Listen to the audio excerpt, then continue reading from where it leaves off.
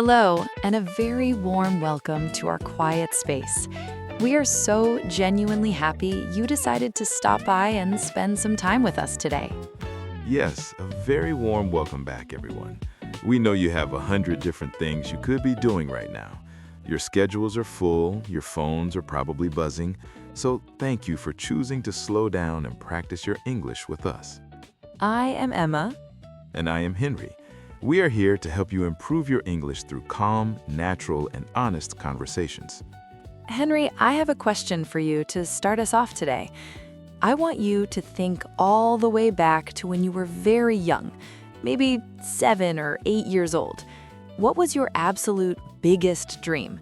What did you want to be when you grew up? Oh, that is very easy for me to answer. I wanted to be an astronaut. I was completely obsessed with the stars. I wanted to wear the heavy white suit, float in zero gravity, and be the first person to discover entirely new planets.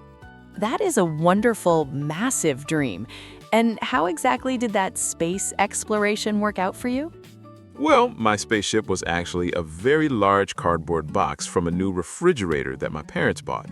I sat in it in the living room for hours, and the only new discovery I ever made was finding my lost winter socks hiding under the sofa.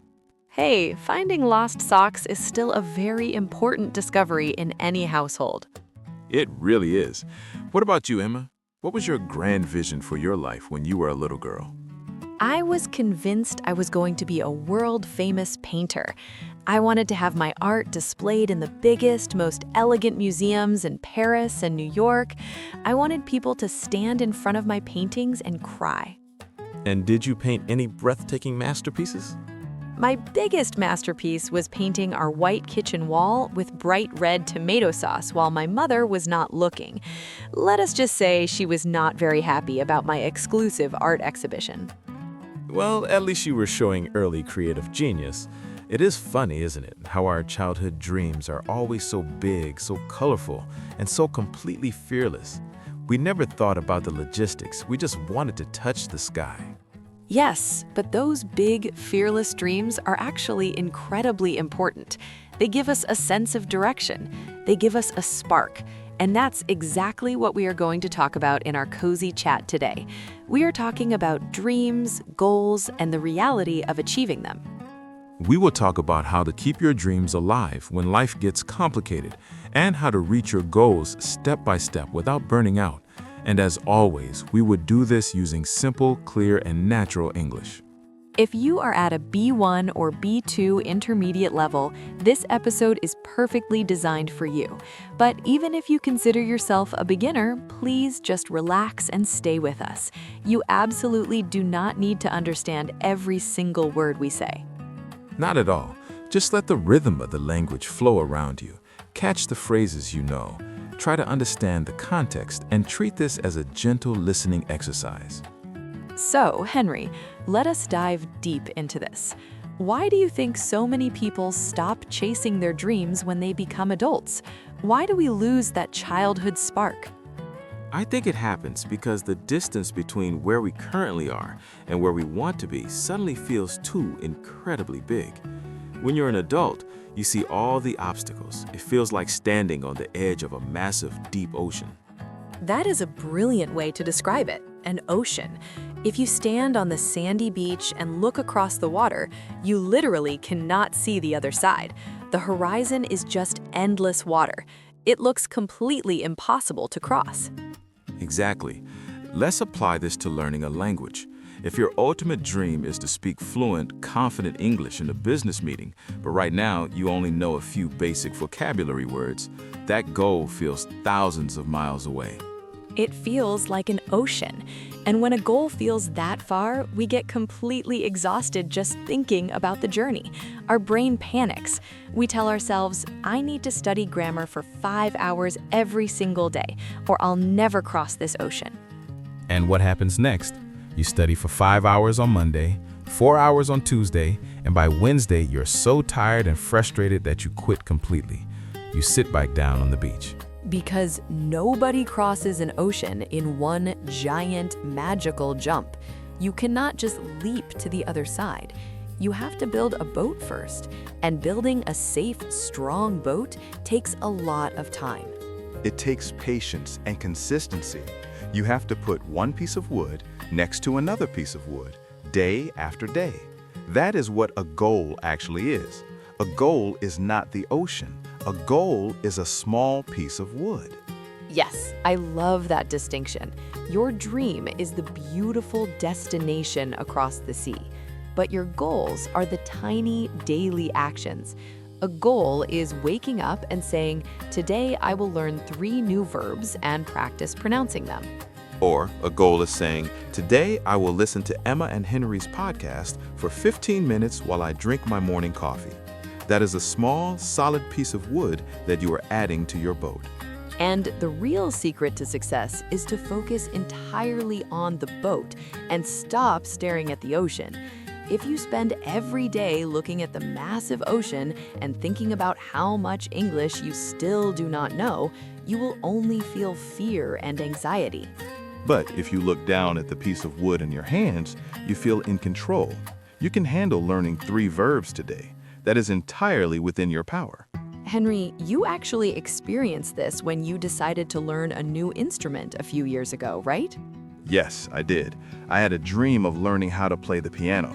I wanted to play these beautiful, complex classical music pieces that lasted for 10 minutes.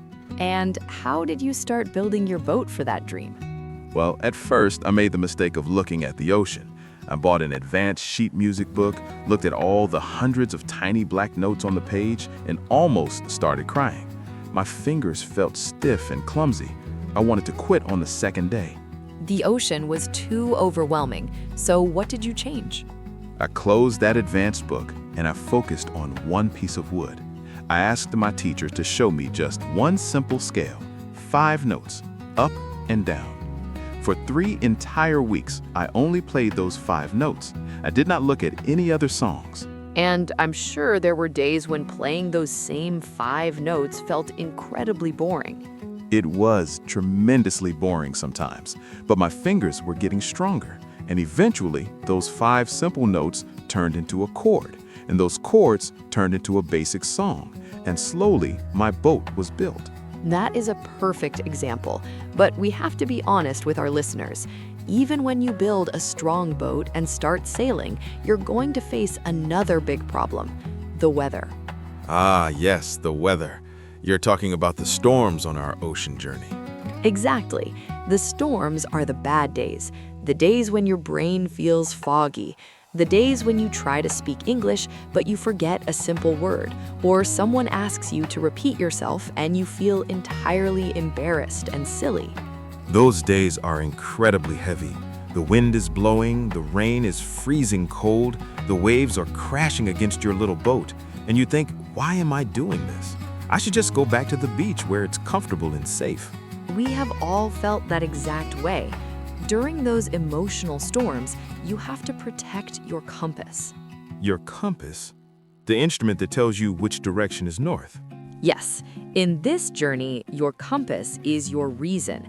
It is your deep personal why. Why are you putting yourself through the discomfort of learning a new language? For some of our listeners, their why is to get a better job to support their family. For others, it is to travel the world without fear. Or maybe it is to be able to have a deep conversation with a grandchild who only speaks English. You must keep your compass in your pocket at all times. When the storm hits and you feel completely discouraged, you take it out and look at it. It reminds you that the storm is temporary, but your destination is permanent. And speaking of storms, we also need to talk about the middle of the journey. The middle of the ocean can actually be the most dangerous part. Why is the middle so dangerous, Henry? There are no rocks to crash into. Because in the middle of the ocean, there is often no wind at all. You're just floating. You look behind you and you can't see the beach anymore. You look ahead and you still can't see your destination. Oh, the intermediate plateau. This is a very famous concept in language learning. Exactly. You are no longer a beginner, making fast, exciting progress every single day. But you are not yet a fluent speaker. You just feel stuck. You feel like you are paddling your boat, but you're not moving forward. This is the exact moment when most adult learners abandon their dreams. They think, I have been studying for a year and I still make mistakes with prepositions. I must be terrible at this. When you reach the middle of the ocean and the wind stops, you have to realize that progress is still happening. It is just invisible. Your brain is deeply absorbing the structures. You are getting stronger, even if the scenery is not changing. That is such a comforting thought. You just have to keep paddling gently. But what happens when the challenge comes from the outside? Sometimes people standing on the shore will yell at you. You mean the negative voices? Yes. Sometimes friends, family members, or even strangers would tell you that your boat is too small. They will say you are not smart enough or that you are too old to cross the ocean. They might say things like, English is too difficult. You have a heavy accent. Why are you even trying? When people throw those cold, freezing words at you, you have to wear a thick, warm coat. Do not let their negativity touch your skin. You have to understand that their doubts belong to them, not to you. Often when people criticize your dreams, it's because they're too afraid to build their own boat. They are projecting their own fears onto your courage. So zip up your warm coat, protect your heart, and protect your confidence. You are the captain of this journey. They are just standing in the sand watching you do the hard work. And a wise captain also knows that sailing is never a perfectly straight line. You will not travel directly from point A to point B. That is a fundamental truth of life. Sometimes the wind pushes you completely off course. Sometimes you make a mistake and steer the boat in the wrong direction. Mistakes are just waves hitting the side of the boat.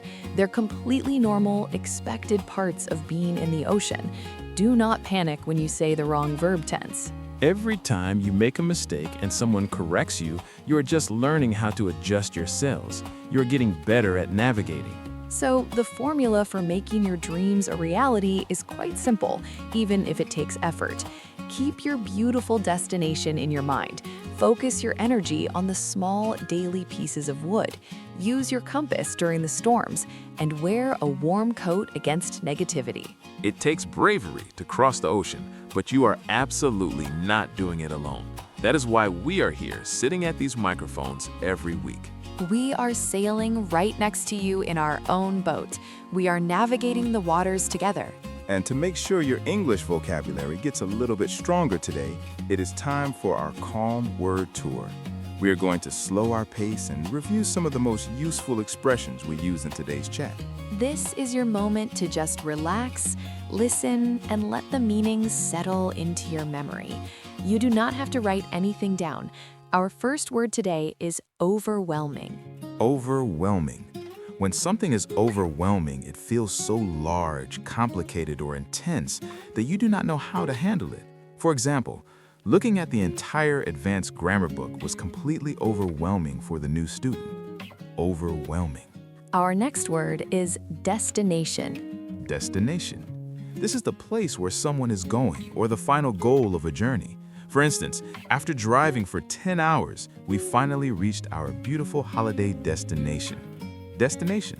Next, we use the phrase consistent. Consistent. To be consistent means doing something the same way over time, especially to be reliable or make progress. For example, her English improved rapidly because she was consistent with her daily practice.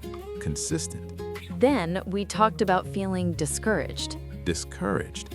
If you feel discouraged, you have lost your confidence or your enthusiasm for something, usually because of a failure. For instance, he felt very discouraged when he failed his driving test for the second time. Discouraged. We also mentioned the intermediate plateau. Plateau. A plateau is a period during a process where there is no visible change or development. For example, after losing 5 kilos quickly, her weight loss hit a frustrating plateau. Plateau. Another great phrase was to adjust. To adjust. To adjust means to change something slightly to make it work better in a new situation. For instance, when it started raining heavily, they had to adjust their plans for the outdoor picnic. Adjust. We also talked about navigating. Navigate. To navigate means to find a direction across an area of water or land, or to deal with a difficult situation. For example, It is very hard to navigate through the heavy traffic in the city center. Navigate. And finally, we use the word compass. Compass. Physically, it is an instrument that shows the direction of north, but metaphorically, it is the internal reason or moral guide that keeps you focused. For example, her love for her children was the compass that guided all her difficult decisions. Compass. That concludes our gentle word tour for today.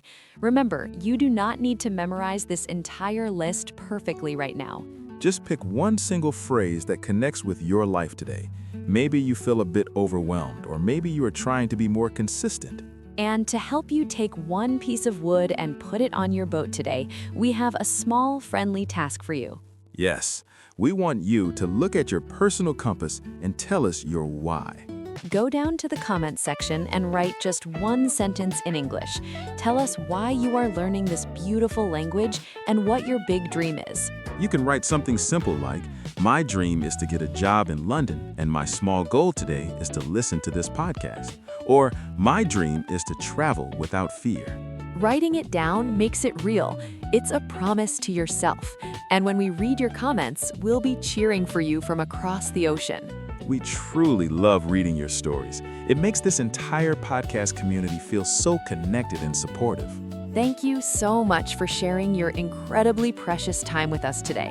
Keep building your boat one small, consistent piece of wood at a time. I'm Emma. And I'm Henry.